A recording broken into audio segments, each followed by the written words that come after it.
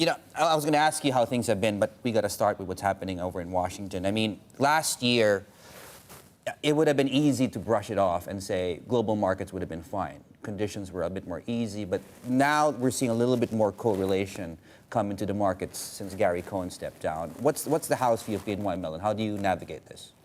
Well, first of all, good morning, David, and thanks for having me in the studio this morning. As we look at change that's taking place in the administration and some of the policies, I think the change is probably becoming the one constant. Within BNY Mellon, our view is and continues to be to take a long-term view.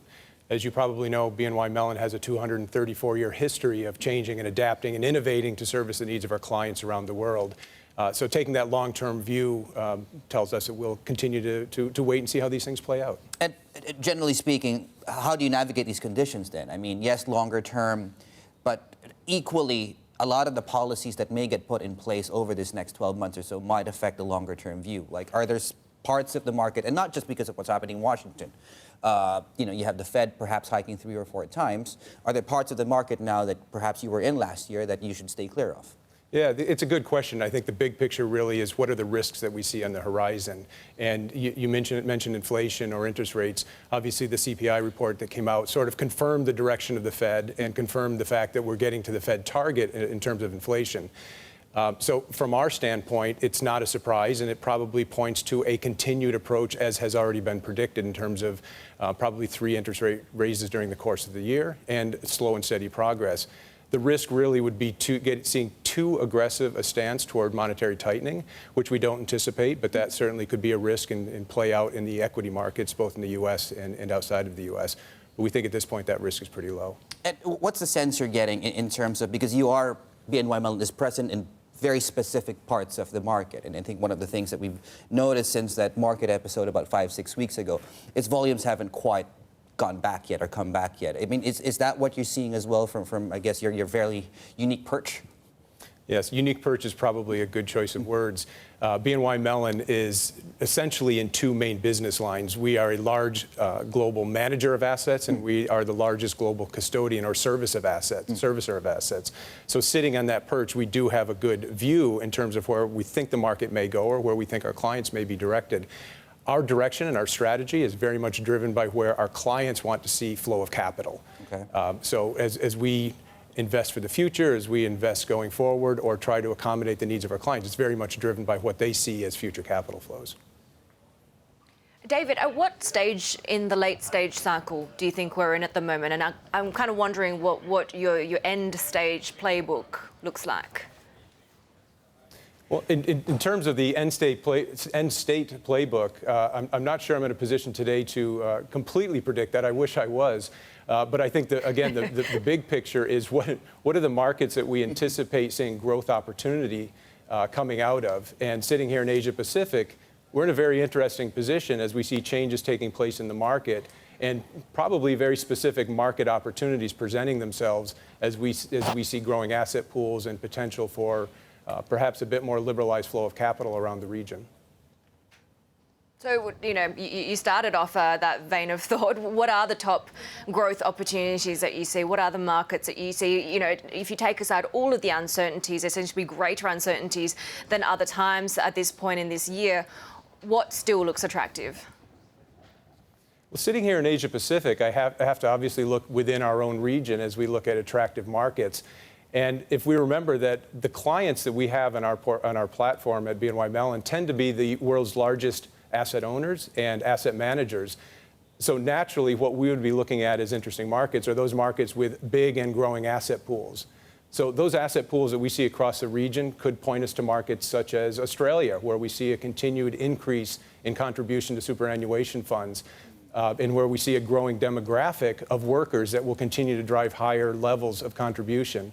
Obviously, we can also look at China with a very large asset pool, 3rd largest fixed income, predicted to become the 2nd largest, which will naturally, particularly as it starts gaining access on indexes, that we will start to see more and more flow of capital from our clients into that marketplace. How accessible is that flow of capital, though? Because, you've had this recent push to kind of tap more of the family offices across the region, high net worth individuals, and a lot of that's going to be concentrated in China. Does the regulatory landscape, ever changing as it is, make you want to perhaps sort of slow roll a bit when it comes to that market? Well, I'll start by saying we're actually quite bullish when it comes to China. But when we think of China and any flow of capital, we have to think of that in two buckets. We think of northbound, so capital flowing into the market, and we think of southbound, capital from Chinese investors looking to move offshore. Today, the focus is very much helping to move that flow of capital onshore and giving our investors access to the Chinese marketplace.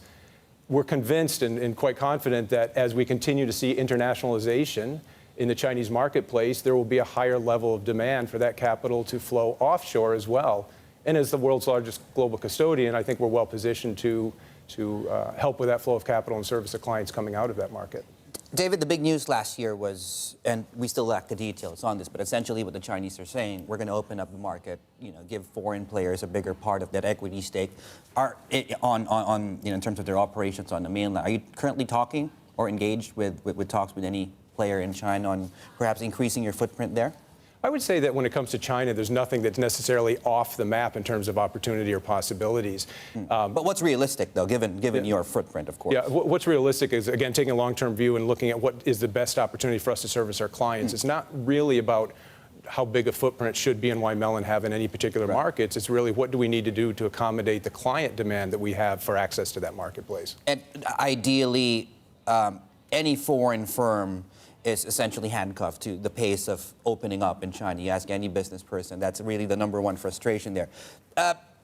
In an ideal world, what are the revenue streams that you do want to grow in China? And is there a number of headcount that ideally, say, you want to see yourself in BNY Mellon in, say, the next 3 to 5 years on the mainland? No, I wouldn't put necessarily a specific headcount number on it because, again, it comes back to what are the opportunities in the market. And as you mentioned, we see regulatory change that takes place, not necessarily overnight, but over a long period of time. So we'll continue to take a long-term view and position ourselves appropriately. And David, part of this opening up is sort of, the call for foreign institutions and foreign banks to come and invest in Chinese banks. Is that at all attractive? I mean, it's a pretty hard sell, but would that be part of any sort of strategy, picking up a stake in financial institutions or a JV? What does expansion in China look like structurally? Heidi, I think the simple truth at this point is that there are a lot of questions around what the opportunities are as we look at Chinese expansion. I'm not sure that investing in a local financial institution is number one on our priority list at this point. But again, our direction, our strategy will be very much driven by the clients that we have on our platform today. And what our clients are really looking for is access to the market as global investors or global asset owners. And probably stage two is then looking at what are the Chinese investors looking at in terms of attractive opportunities as they look to move capital offshore. David kind of mentioned this a bit earlier in terms of headcount. Do you have a target for that, not just in China, but looking across the region? Where would be your key focus in terms of increasing your presence and headcount?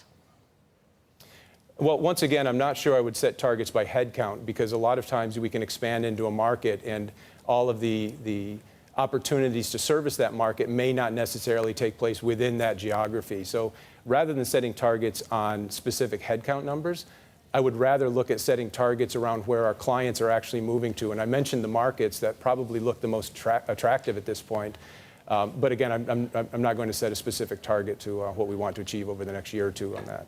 Any specific markets then, in terms of, I guess, key priority? I mean, you must have an internal target on how large you want to get in the Asia Pacific. Like, what would that be? If we look at the results of 2017, our results in Asia Pacific were actually market leading in terms of our institution, leading across the geographies. And the growth rate that we saw in Asia actually was quite strong, and our anticipation is that would continue to be the case. But what we build out and what we offer as a platform is a global platform. And so to set specific targets just within the Asia region does not really take the broader view of who our clients are and what our clients are looking for from BNY Mellon. So we could have, for example, asset owners in Asia, but they may be looking for access to markets outside of Asia. Right. And certainly non-Asian asset owners who are looking for access into the market. So we take a very broad and long-term view in terms of what our platform should look like across the whole enterprise. The other main talking point, which I think started with that whole circus on cryptocurrencies last year, was the underlying technology, blockchain. Talk to us about that, or just underlying technologies that you're looking to put in place, especially on that other part of your business, a non-wealth management part of your business. Is that a key priority for you? Investing in technology, as we yes. as we mentioned at our Investor Day last week, is one of our top priorities. And in fact, we're continuing to amp up our investments in technology.